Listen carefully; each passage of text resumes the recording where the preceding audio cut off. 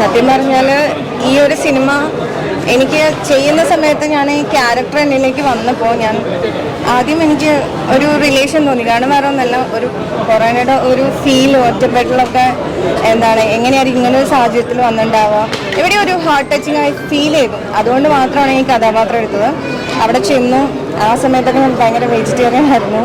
അവിടെ ചെന്ന് ഈ വെള്ളം തൊടാൻ പഠിക്കുന്ന സമയത്ത് നമ്മൾ കുറേ നേരം ആ കായലിലേക്കൊക്കെ കാലിട്ടിരുന്നു. അപ്പോൾ പെട്ടെന്ന് എനിക്ക് മീൻ കഴിക്കാൻ തോന്നി. അവിടെ മുതലാണ് ഈ ലക്ഷ്മി എന്ന് പറഞ്ഞ കഥാപാത്രം എന്നിലേക്ക് വന്നത്. ഒരുപാട് പേര് നല്ല അഭിപ്രായങ്ങൾ പറഞ്ഞു കേൾക്കുന്ന സമയത്ത് ഭയങ്കര സന്തോഷമുണ്ട്. പിന്നെ ഓരോ ഫ്രെയിംസും ഭയങ്കര ബ്യൂട്ടിഫുൾ, നിങ്ങൾ കണ്ടല്ലോ, അപ്പോൾ ഭയങ്കര ബ്യൂട്ടിഫുൾ ആണ്. ഇപ്പോൾ ആളുകൾ ഭയങ്കര ഇമോഷണലായിട്ടൊക്കെ വന്ന് സംസാരിക്കുമ്പോൾ ഭയങ്കര സന്തോഷമുണ്ട്. ഇവരുടെ ഹാർഡ് വർക്ക്, നമ്മുടെ എല്ലാവരുടെയും ഹാർഡ് വർക്ക് ഭയങ്കര ആയിട്ട് അതിന് ആ സിനിമയെ നന്നായി കൊണ്ടുവന്നെന്ന് അറിയുന്നതിൽ ഭയങ്കര സന്തോഷം. എന്താ പറയുക, അതിലപ്പുറം ഈ ചെറിയൊരു സിനിമയാണിത്. അപ്പോൾ ഇത്രയും ആളുകൾക്ക് ഹാർട്ട് ടച്ചിങ് ആയി ഫീൽ ചെയ്ത് നല്ല അഭിപ്രായം പറയുന്ന സിനിമയെ പ്രൊമോട്ട് ചെയ്താൽ മാത്രമേ, ഓഡിയൻസ് പ്രൊമോട്ട് ചെയ്താൽ മാത്രമേ ഇത് കയറത്തുള്ളൂ. അപ്പോൾ ഈ സിനിമ ആളുകൾ കാണുമെന്ന് ആഗ്രഹമുണ്ട്. അപ്പോൾ നിങ്ങളുടെ എല്ലാവരുടെയും സഹകരണം പ്രതീക്ഷിക്കുന്നു.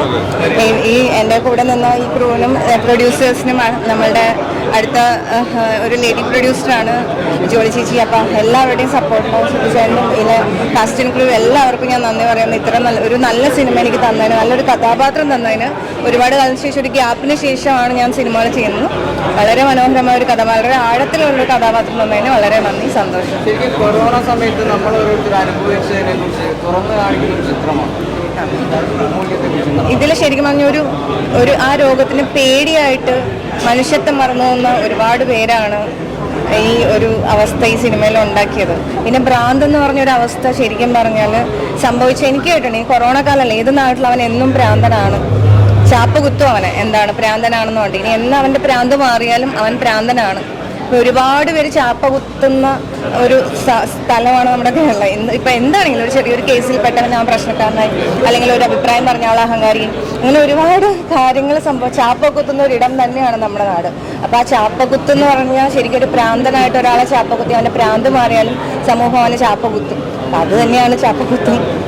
അപ്പോൾ ആ ഒരു സിനിമ അത് അത്രയും ഡെപ്തായിട്ട് ഫീൽ ചെയ്തു എന്നുള്ളത് ഞാൻ ഓരോരുത്തരുടെ മുഖത്തുനിന്ന് വായിച്ചെടുക്കുന്നുണ്ട്. അപ്പോൾ അതിന് വളരെ നന്ദി, വളരെ സന്തോഷം. ഇതെൻ്റെ ഒരു ഡ്രീം പ്രോജക്റ്റായിരുന്നു. വളരെ വർഷങ്ങളായിട്ട് ഞാൻ ഈ ഡബ്ബിംഗ് ഫീൽഡിൽ നിന്നാൽ പോലും എനിക്ക് ഒരു പടം എടുക്കണം എന്നുള്ളത് എൻ്റെ ഒരു സ്വപ്നമായിരുന്നു. അത് ഞാൻ എടുത്ത് ഫുൾ തീർത്തു. പക്ഷെ ഞാൻ ഇന്ന് പ്രേക്ഷകരോടൊപ്പം ഇരുന്ന് കണ്ടപ്പം സത്യത്തിൽ ഈ പടത്തിൻ്റെ ആറാറും സംഗീതമൊക്കെ വളരെ മികവുറ്റാണ്. അത് കണ്ട് കരഞ്ഞു പോയി. തീർച്ചയായിട്ടും ഞാനിതൊരു വെറും പാഴ്വാക്കായിട്ട് പറയുകയല്ല, മനസ്സിൽ തൊട്ടുപോയി. കാരണം ഇത്രയും പേരോടൊപ്പം ഞാനിന്ന് പടം കണ്ടു കഴിഞ്ഞപ്പോഴത്തേക്കും എനിക്ക് ഇതൊന്നും പറയാൻ വാക്കുകളില്ല. കാരണം ഇത് ജനങ്ങൾക്ക് വേണ്ടിയിട്ടുള്ളൊരു മെസ്സേജുണ്ട്, ഒരു നല്ല മെസ്സേജ് ഇതിലുണ്ട്. ഒരു ആംഗ്ലപങ്ങളുടെ ജീവിതത്തിലുള്ള ഒരു മെസ്സേജാണിത്. അതുപോലെ ഇതിനകത്ത് അഭിനയിച്ചിരിക്കുന്ന എല്ലാവരും വളരെ മനോഹരമായിട്ട് അഭിനയിച്ചിരിക്കുന്ന. ഹിമയൊക്കെ വളരെ ഞാൻ പ്രതീക്ഷിച്ചതിന് അപ്പുറമായിട്ടാണ് ഹിമ അഭിനയിച്ചിരിക്കുന്നത്. അതുപോലെ ടോം ആണേലും ബെന്നി ആണേലും വളരെ മനോഹരമായിട്ട്. ലോകേഷ്, ആങ്ങള ചെറുക്കൻ ലോകേഷ്, ഒരു തമിഴ്നാടനാണേ പോലും അസാധ്യമായിട്ട് അവൻ അഭിനയിച്ചിരിക്കുന്നു. ചങ്ക് പൊട്ടുന്ന പല സീൻസും ആറാറും ഒക്കെ എനിക്ക് വളരെയധികം ടച്ച് ചെയ്തു. അതുകൊണ്ടല്ല. അതേപോലെ ക്യാമറ, സരവണൻ്റെ കാര്യം എനിക്ക് പറയാതിരിക്കാൻ പറ്റില്ല. അതിനെ ഞാൻ ഒരുപാട് വഴക്ക് പറഞ്ഞിട്ടുണ്ട്. എങ്കിലും ഇന്ന് ഞാനത് ഫ്രെയിമിൽ കണ്ടപ്പോൾ സരവണ ഹാറ്റ്സ് ഓഫ്. കാരണം അത്രയ്ക്ക് മനോഹരമായിട്ട് അവൻ ചെയ്തിരിക്കുന്നു. ക്യാമറയുടെയും എഡിറ്റിങ്ങിൻ്റെയും മികവാണല്ലോ നമ്മളൊരു പടം ഇവിടെ കൊണ്ട് എത്തിക്കുന്നത്. പിന്നെ ശബ്ദം, എല്ലാവരും അവരവരുടെ ശബ്ദം ആയതുകൊണ്ട് വളരെ മനോഹരമായിരിക്കുന്നു. എന്നാലും വിട്ടുപോയവരുണ്ടെങ്കിൽ ക്ഷമിക്കുക. എല്ലാ ക്രൂസിനോടും ഇതിനകത്ത് അഭിനയിച്ചിരിക്കുന്ന ചെറുത് മുതൽ വലിയ ആൾക്കാരോട് വരെയും എനിക്ക് വളരെ നന്ദിയും കടപ്പാടുമുണ്ട്. കാരണം നമ്മൾ പറഞ്ഞ രീതിയിൽ പറഞ്ഞ സമയത്ത് എനിക്ക് തീർക്കാൻ പറ്റിയ ഈ പടം. അതുപോലെ എൻ്റെ പോസ്റ്റ് പ്രൊഡക്ഷൻ വർക്കുകളും വളരെ അതിമനോഹരമായിട്ടാണ് ചെയ്തിരിക്കുന്നത്. പക്ഷെ എല്ലാവർക്കും എൻ്റെ നന്ദി ഞാൻ രേഖപ്പെടുത്തുന്നു ഈ അവസ്ഥയിൽ. ഞാൻ ഡയറക്ടറാണ് അജേഷ്, ഇത് മഹേഷ്.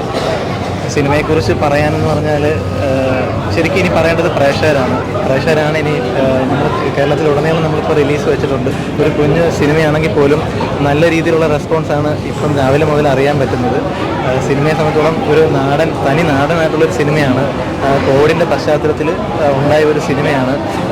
വർഷങ്ങളായിട്ട് ഒരു ചേച്ചിയുടെ അനിയൻ്റെയും കഥ ഒരു പത്രത്തിൽ നിന്നും കണ്ട ഒരു ഫോട്ടോയിൽ നിന്നാണ് ശരിക്കും പറഞ്ഞാൽ. ഒരുപക്ഷെ ഈ ചേച്ചിയും അനിയനും ജീവിച്ചിരിപ്പുണ്ട്. ഒരുപക്ഷെ അത് ഒരു 2 വർഷം മുമ്പ് കണ്ട ഒരു പത്രക്കട്ടിങ്ങിൽ നിന്നാണ് ഈ കഥ ഉണ്ടായത് തന്നെ. ഇപ്പോഴും അവർ ജീവിച്ചിരിപ്പുണ്ട്.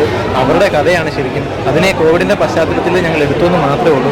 അതിനെ ഈ സമൂഹമായിട്ട് ബന്ധപ്പെടുത്തിക്കൊണ്ട് സമൂഹത്തിൻ്റെ കാഴ്ചപ്പാടുകൾ, സമൂഹം ഒരാളോട് എങ്ങനെ കാണിക്കുന്നു, ഒരു കുടുംബത്തിനോട് എങ്ങനെ കാണിക്കുന്നു ഉള്ളതൊക്കെയാണ് നമ്മൾ ഈ കഥ പറഞ്ഞു പോകുന്നത്. അതിന് ചെയ്യാൻ, ഞങ്ങൾക്ക് ഈ സിനിമ ചെയ്യാൻ ഏറ്റവും കൂടുതൽ ഞങ്ങളെ സഹായിച്ചത് ജോളി ചേച്ചിയാണ്. ശരിക്കും പറഞ്ഞാൽ ഞങ്ങൾ ഒരുപാട് സഹായിച്ചിട്ടുണ്ട്. അതുപോലെ തന്നെ ശിവചേട്ടനും, അതുപോലെ തന്നെ ഇപ്പം ഡിസ്ട്രിബ്യൂട്ട് ചെയ്യാൻ വന്ന മനോജ് ഗോവിന്ദ് സാറും, പിന്നെ ഈ സിനിമയിൽ ഏറ്റവും കൂടുതൽ സ്ട്രഗിൾ ചെയ്ത ഹിമാശങ്കരി അഭിനയിക്കാൻ വേണ്ടി ഒരു നാടൻ കഥാപാത്രമായിട്ട് വള്ളം തുഴയാനൊന്നും അറിയാത്ത ഒരാൾ വന്ന് ആ കായലിൽ കൂടെ ഒക്കെ വള്ളം തുഴഞ്ഞ് പോകാന്ന് പറഞ്ഞാൽ അത് ശരിക്കും റിയൽ ആയിട്ടുള്ളൊരു സ്ഥലമാണ്. കടലിനടുത്തുള്ള സ്ഥലമാണ്, നല്ല ആഴമുള്ള സ്ഥലമാണ്. അവിടെയൊക്കെ വന്നിട്ട് വള്ളം തുഴഞ്ഞ് ഒരു എഫേർട്ട് എടുത്ത് ചെയ്തത് വലിയൊരു കാര്യം തന്നെയാണ്. അതുപോലെ ലൊക്കേഷൻ നല്ല രീതിക്ക് വർക്ക് ചെയ്തു. ടോം ചേട്ടൻ, കലവോ, ബെന്നി, ഗോകുല്, അങ്ങനെ സിനിമയിൽ വർക്ക് ചെയ്ത എല്ലാവരുടെയും കൂടെ, അതേപോലെ തന്നെ എഡിറ്റ് വളരെ മനോഹരമായിട്ടാണ് എഡിറ്റ് ചെയ്തേക്കുന്നത്. അത് വിശാലും അതുപോലെ തന്നെ സുനിൽ ചേട്ടനും ഒക്കെ നല്ല രീതിക്ക് നമ്മളെ സപ്പോർട്ട് ചെയ്തു. DA ആണെങ്കിലും നല്ല രീതിക്ക് നമ്മളെ സപ്പോർട്ട് ചെയ്തു. അങ്ങനെ സൗണ്ട് മിക്സ് ജെയ്സൺ ജോസ് ആണ് ചെയ്തേക്കുന്നത്. അങ്ങനെ ഓരോ കാര്യങ്ങളും നമുക്ക് വലിയ രീതിയിൽ നമുക്ക് ചെയ്യാൻ പറ്റി. അതുപോലെ തന്നെ ചിത്രത്തിൽ സോങ്ങുകൾ ചിത്രചേച്ചിയാണ് പാടിയേക്കുന്നത്. ഉണ്ണിമേനോൻ സാർ പാടിയിട്ടുണ്ട്, അതുപോലെ തന്നെ മധുബാലകൃഷ്ണൻ പാടിയിട്ടുണ്ട്, അങ്ങനെ ശരത് സന്തോഷ് പാടിയിട്ടുണ്ട്. അങ്ങനെ മനോഹരമായ ഗാനങ്ങളും കൂടെ ചേർത്തിണക്കിക്കൊണ്ടുള്ള ഒരു സിനിമയാണ്. ഇനി നമ്മൾ പ്രേക്ഷകർക്കെല്ലാം വിടുകയാണ്. എല്ലാവരും ഒരുപാട് നല്ല അഭിപ്രായങ്ങൾ സിനിമയെക്കുറിച്ച് പറഞ്ഞത് കേട്ടപ്പോൾ ഒരുപാട് സന്തോഷം. ഇതിനകത്തിൽ പ്രവർത്തിച്ച എല്ലാവർക്കും ഇതിലൂടെ ഒരുപാട് പേരുടെ സഹായത്തോടെ ഉണ്ടായ ഒരു സിനിമയാണ്. എല്ലാവർക്കും നന്ദി പറയുന്നു. ചാപ്പോത്ത് സിനിമയെക്കുറിച്ച് പറഞ്ഞു കഴിഞ്ഞാൽ ഞാനിതിൻ്റെ പ്രിവ്യൂ 2-3 പ്രാവശ്യം കണ്ടതാണ്. പക്ഷേ ഒരു തിയേറ്ററിൽ ഇരുന്ന് കാണുമ്പോൾ അതിൻ്റെ ഫീൽ എന്ന് പറയുന്ന പോലെയാണ്. സത്യത്തിൽ ഞാൻ കരഞ്ഞു പോയി പടം കണ്ടിട്ട്. എൻ്റെ ഏറ്റവും വലിയ ഭാഗ്യം എന്ന് പറയുന്നത് ഈ സിനിമയ്ക്ക് മ്യൂസിക് ചെയ്യാൻ സാധിച്ചു എന്നുള്ളതാണ്.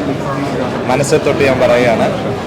പിന്നെ ഈ ഒരു അതായത് കൊമേഴ്ഷ്യൽ സിനിമകൾ ആൾക്കാർ കൂടുതലും ഇഷ്ടപ്പെടുന്നു. പക്ഷേ ഇതുപോലുള്ള സിനിമകൾ ഒരു പൂർണ്ണമായിട്ടും ഒരു അവാർഡ് മൂവി ടൈപ്പ് എന്ന് പറയാൻ പറ്റത്തില്ല. പക്ഷേ ഹൃദയത്തിലേക്ക് അധികം പ്രണയ ഗാനങ്ങളോ മറ്റ് ഇതൊന്നും ഇല്ലാതെ വളരെ മനോഹരമായി ഇത് ഡയറക്ടർ ആയ മഹേഷിനും അജേഷിനും ഒക്കെ ചിത്രീകരിക്കാൻ പറ്റിയെന്നുള്ളൊരു വലിയ കാര്യം തന്നെയാണ്. അതുപോലെ ഇതിൽ അഭിനയിച്ചേക്കുന്ന എല്ലാവരും വളരെ മനോഹരമായിട്ട് അഭിനയിച്ചിട്ടുണ്ട്.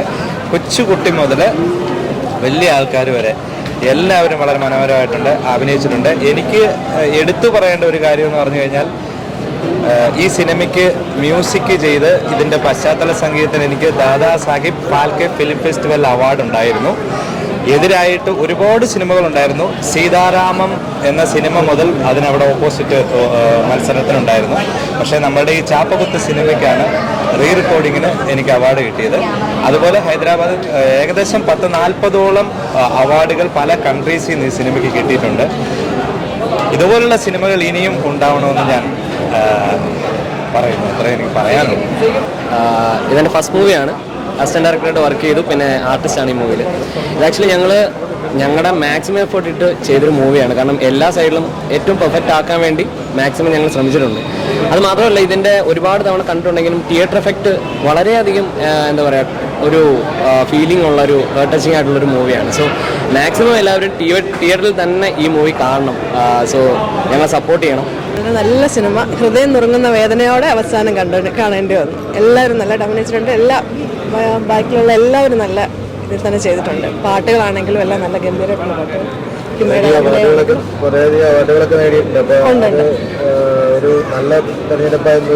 തീർച്ചയായിട്ടും നല്ല പാട്ടുകളാണ്. ബാക്ക്ഗ്രൗണ്ട് സ്കോർ എല്ലാം നല്ല അഭിനയം. 40ഓളം അവാർഡ് കിട്ടിയിട്ടുണ്ട്. ദാദാസാഹിബ് ഫാൽക്കെ ഫിലിം ഫെസ്റ്റിവൽ അവാർഡാണ് മ്യൂസിക്കിന് കിട്ടിയിരിക്കുന്നത് ഷിബു കലാറിന്.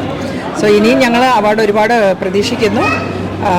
പ്രേക്ഷക ഹൃദയങ്ങളിലേക്ക് പിടിച്ചു പറ്റണമല്ലോ. തീർച്ചയായിട്ടും അവരാണ് ഇനി ഞങ്ങളെ വിജയിപ്പിക്കേണ്ടത്. എന്തായാലും ജനങ്ങൾക്ക് പറ്റിയൊരു മെസ്സേജ് ഇതിനകത്തുണ്ട്. ഒരു ആങ്ങളപങ്ങളുടെ ഒരു ജീവിതമാണിത്. ആ മെസ്സേജ് തികച്ചും യാഥാർത്ഥ്യമാണ്, വാസ്തവമാണ്. സോ ആരാണേലും ഇത് കണ്ടു കഴിഞ്ഞാൽ കരയാതിരിക്കില്ല. അത്രയ്ക്ക് നല്ല മനോഹരമായ ഒരു പടമാണ്. നിങ്ങളെല്ലാവരും തിയേറ്ററിൽ തന്നെ വന്ന് കാണണം. എൻ്റെ പേര് നന്ദു ശശിധരൻ. ഞാൻ ഈ സിനിമയുടെ ലിറിക് റൈറ്ററാണ്.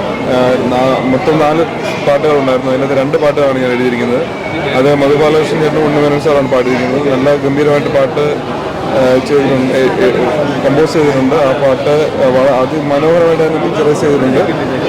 വളരെ കാലിക പ്രസക്തിയുള്ളൊരു വിഷയം കൈകാര്യം ചെയ്യുന്ന സിനിമയാണ്. തീർച്ചയായിട്ടും ഇത് കണ്ട് പ്രേക്ഷകരെല്ലാവരും ഇത് സ്വീകരിച്ച് ഞങ്ങളെ സപ്പോർട്ട് ചെയ്യണം. നല്ല പടമാണ്. ഞാൻ ഈ കഥാപാത്രം നായികയെ ഹെൽപ്പ് ചെയ്യുന്ന ഹോസ്പിറ്റലിൽ ചെയ്ത ആളാണ്.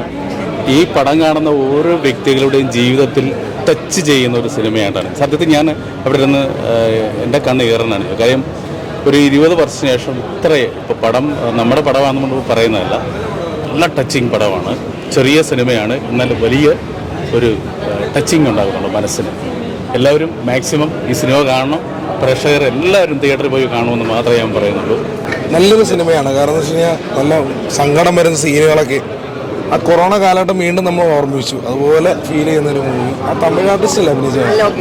അയ്യോ അടിപൊളിയാണ്. പിന്നെ അതുപോലെ തന്നെ പാട്ടുകളാണെങ്കിലും എല്ലാം. പിന്നെ ബി ചേട്ടൻ മിമിക്രി ആർട്ടിസ്റ്റാണ്. ഞങ്ങൾ ഒരുമിച്ച് പ്രോഗ്രാമൊക്കെ ചെയ്യുന്നതാണ്. ചേട്ടൻ നല്ലൊരു വേഷം ചെയ്തു. അറിയാം, ലോകേഷിനെ അത്രത്തോളം അതുപോലെ തന്നെ ഈ ബ്രദേഴ്സിന് സിസ്റ്റേഴ്സിന് അത്രത്തോളം ഈ പടത്തിലൂടെ പ്രേക്ഷകർ ഇഷ്ടപ്പെട്ടത് കൊണ്ടാണ് ഞാൻ വരുന്ന സീനിൽ എനിക്ക് കൈയടി വീണത് പോലും. അത് ഞാനല്ല, ഇനി വേറെ ആര് ചെയ്താലും അവിടെ ക്ലാപ്പ് വീഴും. ഭയങ്കര, നേരത്തെ പറഞ്ഞല്ലോ, ഭയങ്കര ടച്ചിങ് പടമാണത് അല്ലേ? നിങ്ങൾക്ക് തന്നെ അറിയാമല്ലോ അല്ലേ? പടം കാണുന്നില്ലേ? നിങ്ങൾ കാണില്ലേ? അടുത്ത ഷോ കാണണം കേട്ടോ. രക്ഷയില്ല, ഭയങ്കര ഇമോഷണൽ സീനായിരുന്നു. ഭയങ്കര രസമായിരുന്നു. നിങ്ങളോട് ഒന്ന് പോയി കാണും കേട്ടോ. നല്ല ഫിലിം, ശരിക്കും നല്ല സോങ്, പിന്നെ സമൂഹത്തിനോടുള്ളൊരു വലിയൊരു മെസ്സേജാണ്. ആക്ച്വലി സമൂഹത്തിൽ നമ്മൾ പല ആൾക്കാർക്കും ഒരു ലേബൽ ഉണ്ടായിക്കഴിഞ്ഞാൽ പിന്നെ ജീവിതകാലം മൊത്തം ആ ലേബൽ ചാർത്തപ്പെട്ട് കൊടുക്കുന്ന ഒരവസ്ഥയാണ്. അത് ശരിക്കും ഈ സമൂഹമാണ് പലരെയും ഒരു ഇതിലേക്ക് ട്രാക്കിലേക്ക് തള്ളിവിടുന്നതിനൊരു കാരണമെന്ന് കാണിക്കുന്ന ഒരു മെസ്സേജ് സമൂഹത്തിനുണ്ട്. നല്ല പടം, ആൾക്കാരെല്ലാം തിയേറ്ററിൽ വന്ന് കാണുക. നല്ല പടം, നല്ല സിനിമയായിരുന്നു. നല്ല എന്താ പറയുക, സെന്റിമെന്റ്സ് നന്നായിട്ട് വർക്കൗട്ട് ചെയ്യുന്ന ഒരു സിനിമയായിരുന്നു. നന്നായിട്ട് ഇഷ്ടപ്പെട്ട സിനിമ. ഒരു ചെറിയ ചിത്രമാണെങ്കിൽ കൂടിയും അതൊരു വലിയൊരു ചിത്രമായിട്ടാണ് ഈ പടത്തിനെ എന്തായാലും നമുക്ക് കാണാൻ പറ്റുന്നത്. നല്ല മനോഹരമായ രീതിയിലാണ് ഈ ചിത്രം എന്തായാലും പ്രേക്ഷകർക്ക് കാണാൻ പറ്റുക. കാരണം ഒരു കൊറോണ കാലഘട്ടം കടന്നു പോയെങ്കിലും വീണ്ടും അതിൻ്റെ ഒരു ഭവിഷ്യത്തും അതിൻ്റെ ഭീകരത വീണ്ടും ഈ ചിത്രത്തിലൂടെ ആവിഷ്കരിച്ചു എന്നുള്ളതാണ് ഏറ്റവും വലിയ സത്യം. പ്രത്യേകിച്ച് അതിൻ്റെ മ്യൂസിക്കുകളും അതിൻ്റെ ആറാറുകളും അതുപോലെ പാട്ടുകളും വളരെ ഗംഭീരമായിരിക്കുന്നു. അതിൻ്റെ വിഷ്വൽസ് എല്ലാം നല്ല മനോഹരമായിട്ട് തന്നെയാണ് ഈ പടത്തിനകത്ത് നമുക്ക് കാണാൻ പറ്റുന്നത്. അതുകൊണ്ട് തന്നെ എല്ലാവർക്കും കുടുംബ പ്രേക്ഷകർക്കിരുന്ന് കാണാൻ പറ്റിയൊരു നല്ലൊരു ചിത്രം തന്നെയാണ്. നല്ല സിനിമയാണ്. മനുഷ്യജീവിതത്തിലെ ആരും കാണാത്ത ഒരു ഭാഗങ്ങളൊക്കെ അവതരിപ്പിക്കുന്ന ഒരു സിനിമയാണ്. നല്ലതായിട്ട് അഭിനയിച്ചിട്ടുണ്ട് അവർ. അതുപോലെ എല്ലാ ടെക്നിക്കൽ സൈഡെല്ലാം, സംവിധാനമായാലും സ്ക്രീൻ പ്ലേ ആയാലും ബാക്കി എല്ലാ കാര്യങ്ങളും നന്നായിട്ട് ചെയ്തിട്ടുണ്ട്. നല്ല പടമാണ്. നല്ല പാട്ടൊക്കെ നല്ലതായിരുന്നു. ചിത്ര ചേച്ചിയുടെ പാട്ട് വളരെ ടച്ചിങ് ആയിരുന്നു. എല്ലാവരുടെ അഭിനയം സൂപ്പറായിട്ടുണ്ട്. കുറേ അവാർഡ്സൊക്കെ കിട്ടിയത് കണ്ടു. ഇനിയും കൂടുതൽ അവാർഡ്സ് കിട്ടാനാണ് ചാൻസ് ഞാൻ നോക്കിയിട്ട്. നല്ലപോലെ ഇഷ്ടപ്പെട്ടു. സെക്കൻഡ് ഹാഫ് ഭയങ്കര ഇമോഷണൽ ആയിരുന്നു. നല്ല രീതിയിൽ ഇഷ്ടപ്പെട്ടു. പാട്ട് നല്ല രസമുണ്ടായിരുന്നു. നല്ലതായിട്ട് ഇഷ്ടപ്പെട്ടു. എനിക്കെല്ലാം ഇഷ്ടപ്പെട്ടു. നല്ല പടം, സങ്കടം. നല്ല പടമായി കേട്ടോ, നല്ല ഇഷ്ടപ്പെട്ടു. ഹിമയുടെ അഭിനയം എല്ലാം നന്നായിട്ടുണ്ട്. നല്ല മൂവി, കണ്ടിരിക്കേണ്ട പടമാണ്. എല്ലാവരെയും വിളിച്ച് കാണിക്കും. ഈ 2 ദിവസം ഒന്നായിട്ട് പിടിക്കട്ടെ. ഓക്കെ, നന്നായി ചെയ്തിട്ടുണ്ട്. നല്ല രസമുണ്ട് പടം. വെച്ചാൽ നമ്മൾ ഒരു എന്താ പറയുക, ഒരു വെറൈറ്റി സബ്ജക്റ്റാണ്.